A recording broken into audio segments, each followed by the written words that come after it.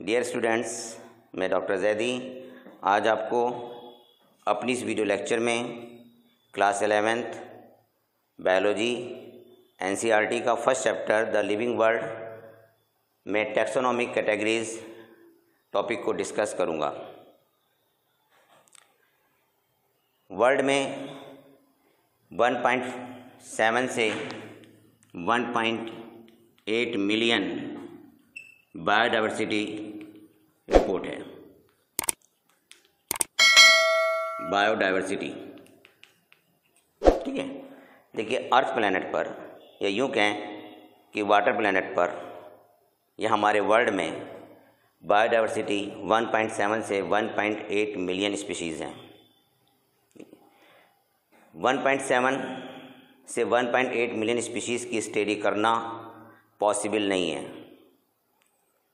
इसलिए इन्हें कैरेक्टर के बेस पर विभिन्न ग्रुप्स में या कैटेगरीज में क्लासीफाई किया गया। एक कैटेगरी में एक जैसी स्पीशीज़ या एक जैसे इंडिविजुअल्स को रखा गया है। 1.7 to 1.8 million species are classified into different categories on the basis of their characters, ठीक है। It is called classification. Classification के प्रोसेस को हम टैक्सोनॉमी कहते हैं। The process of classification is known as taxonomy. The term taxonomy proposed by A P. De Candolle. Taxonomy word सबसे पहले जो इंट्रोड्यूस किया था वह A P. De Candolle. Father of taxonomy Carolus Linnaeus. Father of taxonomy Carolus Linnaeus हैं। Modern taxonomy का base क्या है? ध्यान दें आप, मॉडर्न टैक्सोनॉमी का बेस। तो मॉडर्न टैक्सोनॉमी का बेस है external feature, internal feature. Feature कह दें या करेक्टर कह दें, एक ही बात है। External feature, internal feature, cell structure, development और इकोलॉजिकल, ठीक है। मॉडर्न टैक्सोनॉमी का बेस है। The base of modern taxonomy is external features, internal feature, cell structure, development and ecological relations. Taxonomy का बेसिक क्या है? ये क्वेश्चन बहुत आता है। Basics of taxonomy. Basics of taxonomy हैं CICN। ये क्वेश्चन नीट में भी बहुत आता है। CICN। फर्स्ट C का मतलब है कैरेक्टराइजेशन, दूसरे I का मतलब है आइडेंटिफिकेशन, फिर C का मतलब है क्लासिफिकेशन और फिर N का मतलब है नोमेनक्लेचर। अगर कोई ऑर्गेनिज्म हमारे सामने आ जाए या प्लांट या एनिमल और हमें उसके बारे में जानकारी ना हो तो सबसे पहले हम उसके कैरेक्टर की स्टडी करेंगे। तो वही यहाँ पे आया कैरेक्टराइजेशन, है ना। फिर उसको क्या करेंगे? आइडेंटिफाई करेंगे, तो ये दूसरा आया आई। फिर उसको क्लासीफाई करेंगे और सबसे बाद में उसका नाम रखेंगे, ठीक है। तो बेसिक्स ऑफ टैक्सोनॉमी जो है characterization, identification, classification and nomenclature. इस पॉइंट को मार्क कर लीजिए, ठीक है। Basics to taxonomy CICN। C characterization, I identification, C classification and nomenclature. Next term है सिस्टेमैटिक्स। सिस्टेमैटिक्स, ठीक है। Systematic terms Latin word systema से लिया गया है। The term systematic derived from Latin word systema. उसकी लैटरल मीनिंग क्या है? सिस्टेमैटिक अरेंजमेंट ऑफ ऑर्गेनिज्म, ठीक है। सिस्टेमैटिक अरेंजमेंट ऑफ ऑर्गेनिज्म, ठीक है। सिस्टेमैटिक्स में हम डिफरेंट स्पीशीज़ के बीच फाइलोजेनेटिक रिलेशनशिप या इवोल्यूशनरी रिलेशनशिप की भी स्टडी करते हैं। सिस्टेमेटिक्स में डिफरेंट स्पीशीज़ के बीच फाइलोजेनेटिक रिलेशनशिप या इवोल्यूशनरी रिलेशनशिप की स्टडी की जाती है। टैक्सोनॉमिक कैटेगरीज में सबसे पहले हम स्टडी करते हैं कैरोलस लिनियस की हियरार्ची की। अभी मैंने आपको बताया था कि 1.7 से 1.8 मिलियन स्पीशीज़ को क्लासिफाई किया गया है डिफरेंट कैटेगरीज़ में। उन कैटेगरीज़ को हम नाम देते हैं रैंक, और उन्हीं कैटेगरीज़ का हम नाम देते हैं टैक्सॉन। तो कैटेगरीज़ कह लें, रैंक कह लें, टैक्सॉन कह लें, एक ही बात है। टैक्सॉन, TAXON, इस पर ध्यान दीजिएगा। टैक्सॉन, टैक्सॉन मीन्स क्लासिफिकेशन का कोई एक रैंक है, ठीक है। टैक्सॉन क्या है? क्लासिफिकेशन का रैंक है। टैक्सॉन सिंगुलर है और टैक्सा प्लूरल। इसका जो प्लूरल वर्ड है वो है टैक्सा, ठीक है। Taxa plural word, taxon singular word है, ठीक है। क्लासिफिकेशन का कोई भी रैंक जो है वो टैक्सॉन है। इसीलिए क्लासिफिकेशन की जो यूनिट है, smallest unit of classification is taxon. हाँ, अगर ऑप्शन में टैक्सॉन नहीं है तो क्लासिफिकेशन की सबसे छोटी यूनिट का नाम है species. Smallest unit of classification is species, ठीक है। क्लियर हो गया? मैं एक बार रिवाइज कर दूं। क्लासिफिकेशन के रैंक को हम टैक्सॉन कहते हैं, जो कि सिंगुलर है। इसका प्लूरल वर्ड है टैक्सा, ठीक है। कैरोलस लिनियस ने केवल 7 टैक्सॉन को डिस्क्राइब किया था। तो कैरोलस लिनियस के 7 टैक्सॉन को हम टैक्सोनॉमिक हियरार्ची कहते हैं। टैक्सोनॉमिक हियरार्ची।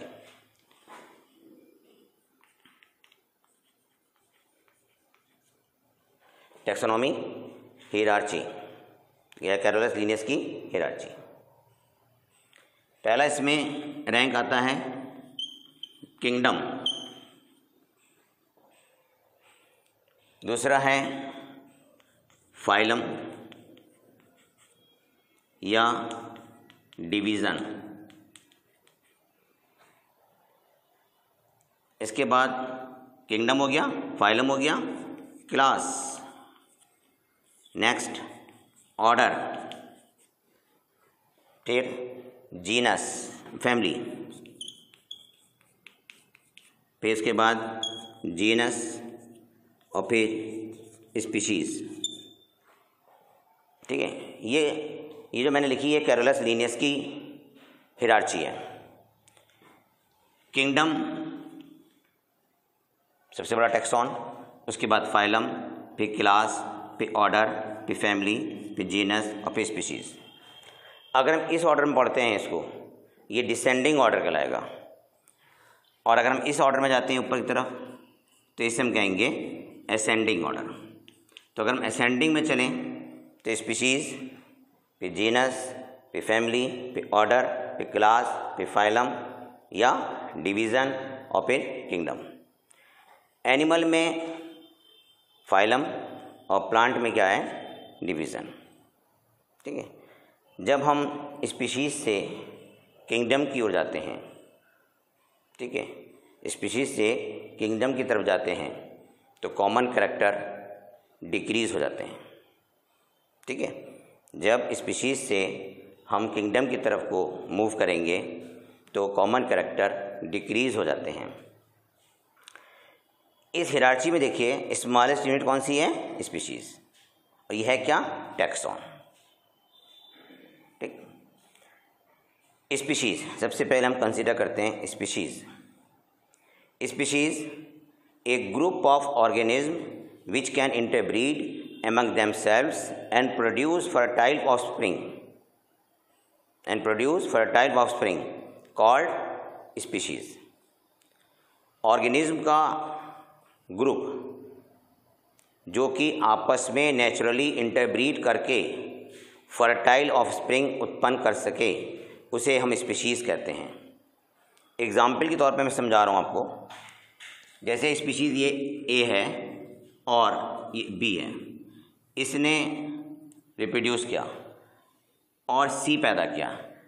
अगर ये फर्टाइल है, अगर ये फर्टाइल है सी, तो ए बी सेम स्पीशीज़, तब ये दोनों स्पीशीज़, ये दोनों इंडिविजुअल क्या हैं, सेम स्पीशीज़ को बिलोंग करते हैं।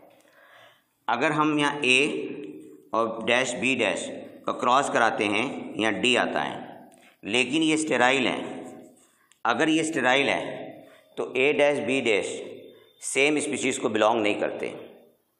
ठीक है, फिर से डिफाइन करता हूँ टर्म, इसमें है डेफिनेशन।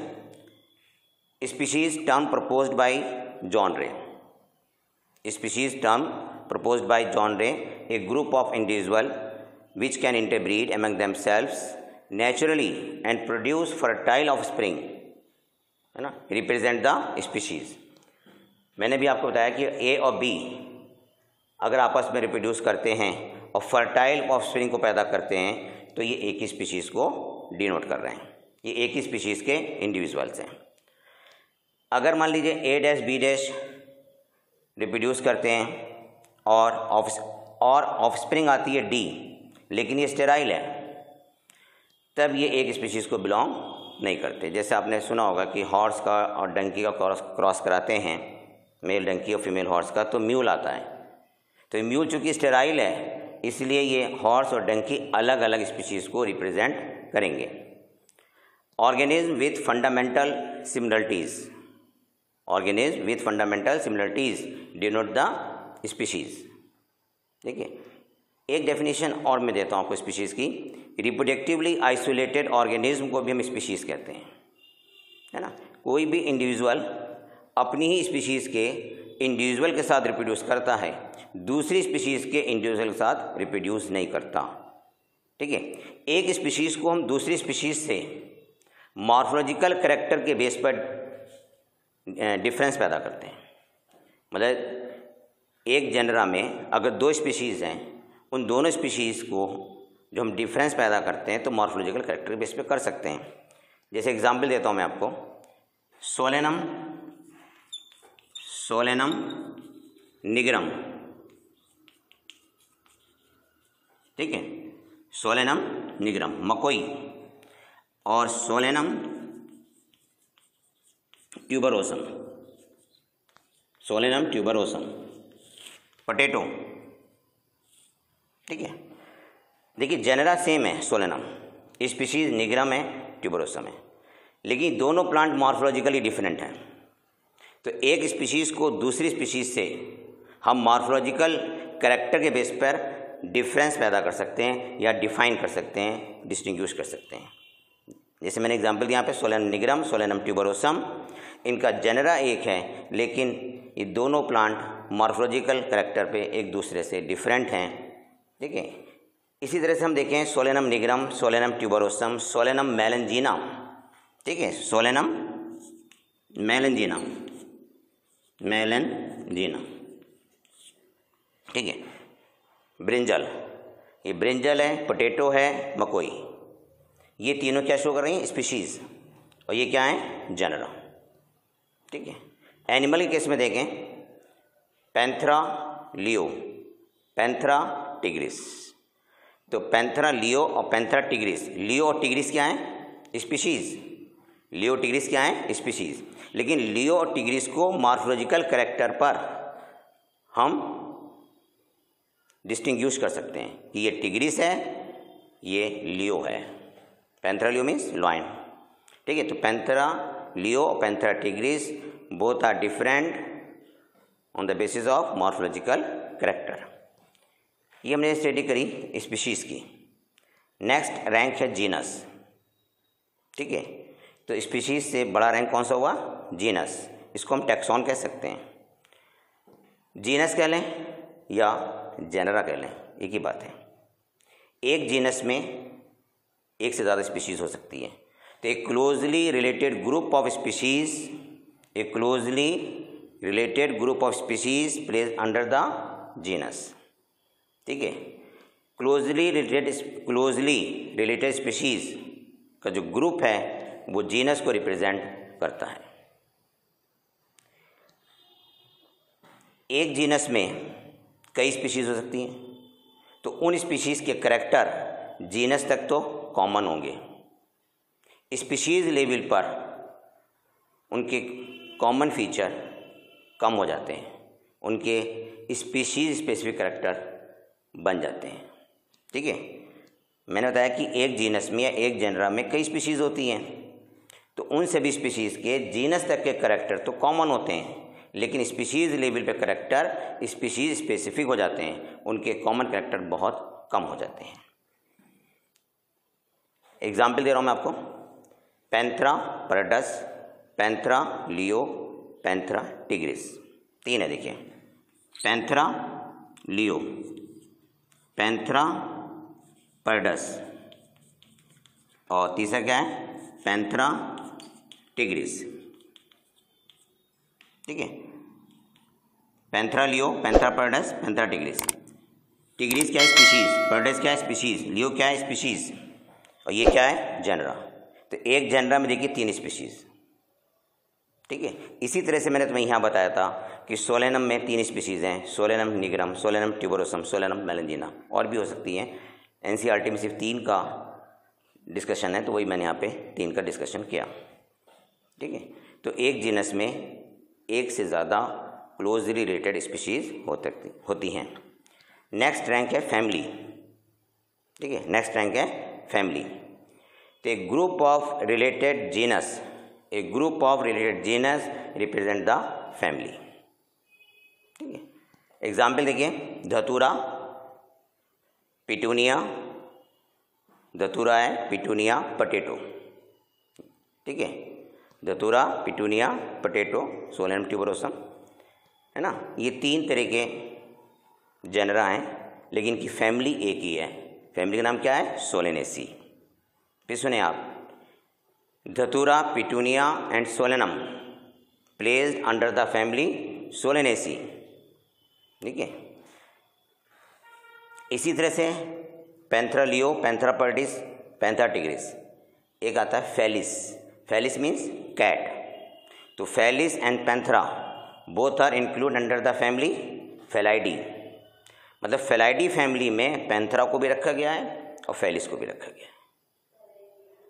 ठीक है, फैमिली फेलाइडी में है ना, पैंथरा को भी रखा गया है और फेलिस को भी रखा गया है। ठीक है, कैनाइडी, कैनाइडी में क्या आता है, डॉग आता है, वो भी फैमिली है, तो आप अभी आगे पढ़ेंगे। ऑर्डर, ऑर्डर किसे कहते हैं, a group of related families, a group of related families represent the order. ठीक है, एक ऑर्डर में एक से ज़्यादा फैमिली हो सकती हैं। उन सभी फैमिलीज़ के न किंगडम से लेकर ऑर्डर तक के करैक्टर तो सेम हो सकते हैं, लेकिन फैमिली लेवल पर करैक्टर उनके डिफरेंट हो जाएंगे। ठीक है, ऑर्डर कार्निवोरा, ऑर्डर कार्निवोरा। ठीक है, में 2 फैमिली रखी गई हैं, फैमिली फेलाइडी एंड फैमिली कैनाइडी। इस ऑर्डर में, ये ऑर्डर है कार्निवोरा, इसमें 2 फैमिली हैं, फैमिली फेलाइडी और फैमिली कैनाइडी। ठीक है, इसी तरह से ऑर्डर पॉलीमोनियल्स, ऑर्डर पॉलीमोनियल्स। तो ऑर्डर पॉलीमोनियल्स में फैमिली कॉनवोल्वुलेसी और फैमिली सोलेनेसी दोनों को रखा गया है। Family Convolvulaceae and Solanaceae are placed under the order Polemoniales on the basis of floral character. इस लाइन को नोट कर लीजिएगा कि ऑर्डर पॉलीमोनियल्स में फैमिली कॉनवोलेसी और फैमिली सोलेनेसी को फ्लोरल कैरेक्टर के बेस पर रखा गया है। ऑर्डर के बाद आता है क्लास। तो क्लास किसे कहते हैं, एक ग्रुप ऑफ रिलेटेड, एक group of closely related order are placed under the class. एक क्लास में एक से ज़्यादा ऑर्डर हो सकते हैं। ठीक है, एक क्लास में एक से ज़्यादा ऑर्डर हो सकते हैं। क्लास मैमल, क्लास मैमल, इसमें ऑर्डर कार्निवोरा भी है और ऑर्डर प्राइमेट भी है, ठीक है। कार्निवोरा में पैंथरा है, फेलिस है, कैनिस है, ठीक है, कार्निवोरा में। प्राइमेट में गिब्बन है, गोरिल्ला है, मंकी है, ह्यूमन है, ठीक है। ये सब किस में आते हैं? प्राइमेट में। तो प्राइमेट ऑर्डर कार्निवोरा को क्लास मैमल में रखा गया। तो एक क्लास में एक से ज़्यादा ऑर्डर हो सकते हैं। क्लास के बाद आता है फाइलम, एनिमल के केस में। प्लांट के केस में क्या आता है? क्लास के बाद डिवीज़न। फाइलम कॉर्डेटा, है ना। एक फाइलम में एक से ज़्यादा क्लास हो सकते हैं। Closely related class are placed under the phylum, ठीक है।